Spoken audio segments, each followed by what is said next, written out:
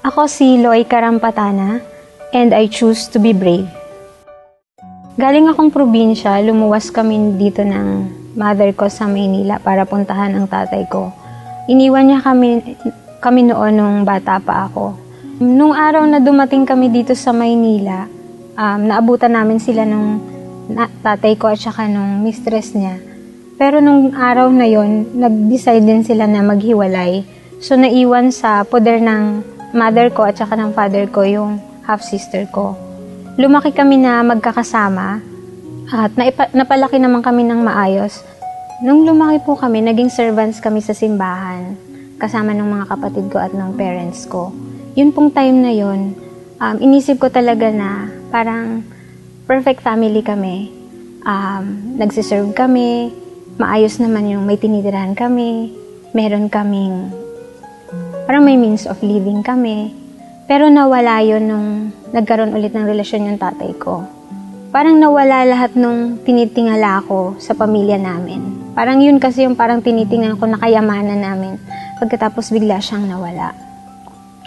Nung same year na yun, nalaman din nung half-sister ko na hindi namin siya tunay na kapatid. Nagalit siya sa amin. Kaya, nagalit din ako sa tatay ko kasi parang ang tingin ko nun, kasalanan naman niya lahat. Nung pagkakaroon niya ng relasyon noon, tapos ngayon. So, lahat ng sisi, binuntun ko sa kanya. Dumating sa point na hindi na ako umuwi sa bahay namin kasi walang nag-uusap tuwing gabi, walang nagkukwentuhan. So, binuhos ko lahat ng oras ko sa opisina, sa exercise, naglalaro kung saan-saan ako nakakarating. Pinipilit ko na makauwi ng bahay yung past 12 na para tulog na silang lahat. Wala nang nakakakitang kapitbahay o sino man sa kasama namin sa bahay. After nun, nung 2012 ng November, inaya yung mother and father ko na sa marriage encounter.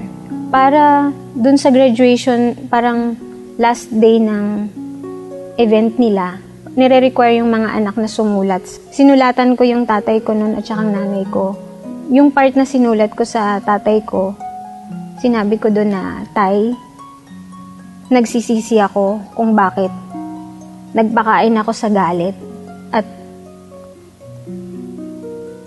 at hindi kita pinatawad. Pero ngayon po, kaya ko nang sabihin na napatawad na kita. Yung time na yon, dun ako, umiyak ako pagkat alam ko na napatawad ko na siya ng totoo. Nung una kasi parang paulit-ulit kong hinihiling sa Diyos na mapatawad siya. Akala ko tapos na pero wala na pala. Nagpapasalamat ako sa Panginoon dahil nagkaroon ako ng pagkakataon na mapatawad ko ang tatay ko bago pa man siya makasama ng Panginoon. Akala ko noon yung pagpapatawad na yon hindi ko kayang ibigay sa kanya. Subalit, binigay yun ng pagkakataon ng Panginoon sa akin. At nagpapasalamat ako, hindi dumating sa point na nagsisi ako na hindi ko siya napatawad. Dahil hindi ko alam kung anong magiging buhay ko pagkatapos noon kung hindi ko ginawa yun.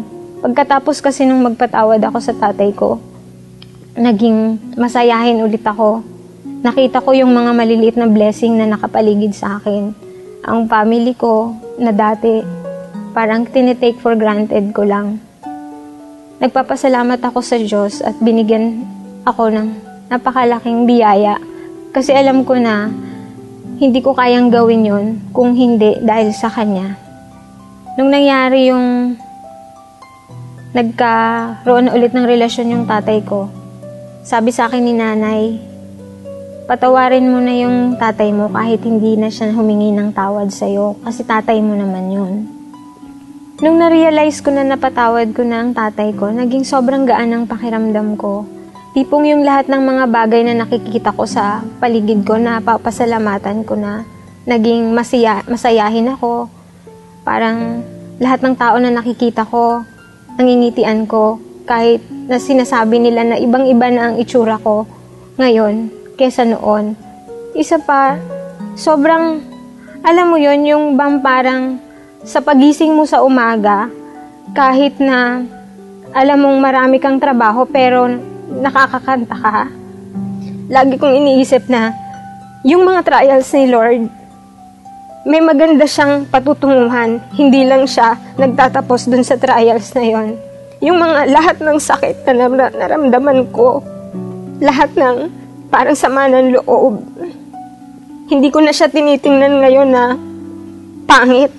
Kasi alam ko na hindi ko ma-appreciate lahat ng bagay sa buhay ko ngayon kung hindi dahil sa lahat ng pangit na napagdaanan ko noon.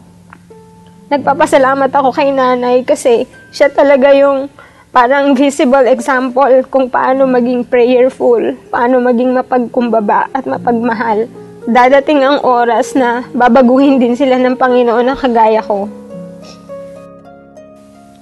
Ang prayer ko po para sa father ko ay yung parang everyday pinagdadasal ko na yung spirit niya makarating sa heaven kasama ni Lord. Alam ko na yung prayer naming mag-anak sa araw-araw na parang naniniwala ako dun sa cleansing, sa purgatory. Kung ano man yung mga kasalanan na nagawa niya, pinapatawad ko na.